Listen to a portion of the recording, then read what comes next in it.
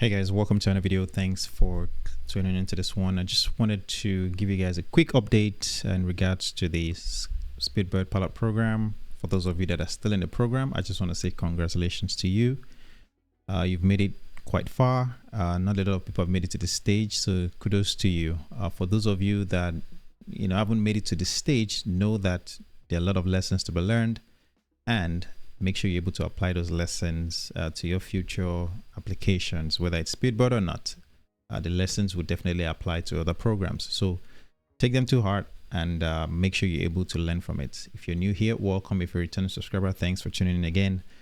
Just a quick update before I have to go back to work. I'm actually going back to work tomorrow. I've been off for some time and it's been nice, but I have to go back to work again. So I won't be able to make as much videos in relation to Speedbird and updates and things of that nature as much as I would want to. And also you might be seeing me recording in hotel rooms and stuff like that again. So just a heads up. All right. Don't forget to drop a like on this one. Don't forget to subscribe if you're new here, and I'd love to see you in the next one. But let's get into the update right here. So right now, this first here, the first calendar you're seeing is for the FTE guys and girls, and in the past week or so, most of them have been doing the FTE in-person assessment.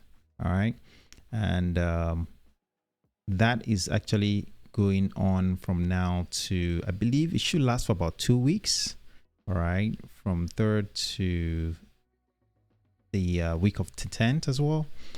But based on your dates, you follow that, and that would last for about 2 weeks, and then I think there'll be a week break. So this may be slightly updated now, but the point here is they're doing the FT in-person assessments. Now the whole purpose of that assessment really involves the group exercise and the written exams, and I think I've covered this in my last video, so if you haven't seen that, you can check it out. But the point here is these are the things that you'll be tested on.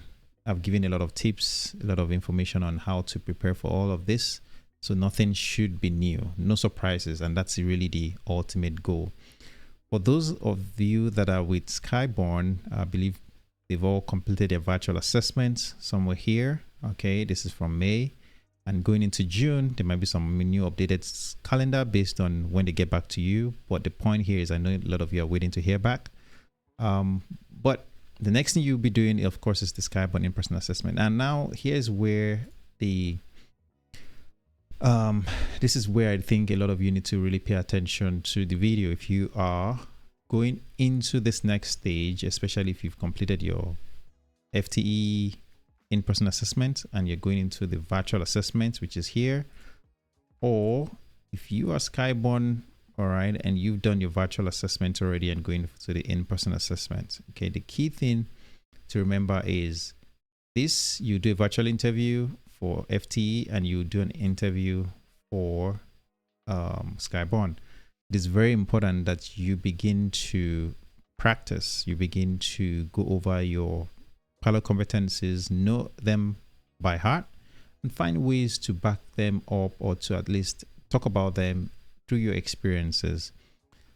The in-person assessment with Skyborn from experience, okay, has always been a little bit more intimidating compared to the virtual that is done by FTE, but that doesn't mean that it is any easier.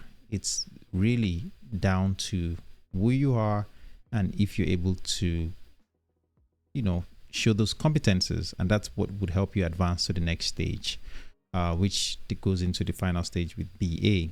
Okay, so keep looking at your experiences, look at your pilot competencies, and find ways to talk about them, find ways to make sure that you're able to get yourself across. Now, some of the things that I've shared in one video, and it's very funny, right? When I talk about these things, a lot of you would ask for me to make detailed video on some of these topics, and when I make them, they can be quite long. Like the one I made was about 30 minutes long, and I think I'll link it below as well. You can check out that video. I actually went into details on some of the things that you should consider when it comes to these interviews or group exercises that you would have to do.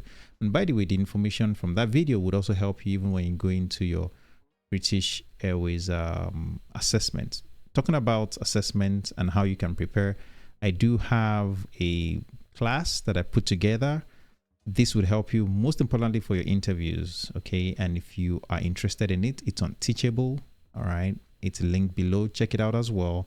I did put in a lot of time and effort, and definitely I believe, based on the results that I've gotten in the past from people that I've helped in this process, a lot of them have reached out, a lot of them have shared their experiences, and just being grateful that they found my channel or found me through what I do.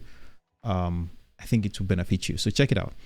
But one of the important thing is, the difficult part of all of this is the wait, all right? Because between Skyborn and FTE, there's always that break where you have to wait until you hear back. Okay. And I know the Skyborn in-person assessments will continue according to the timeline information that I have based, this is still the old one. May continue until second week in July. Of course, if you have any questions or comments, please leave it below. I will respond to you when I'm able, and I wish you best of luck as you guys go into your assessment and as you wait to hear back.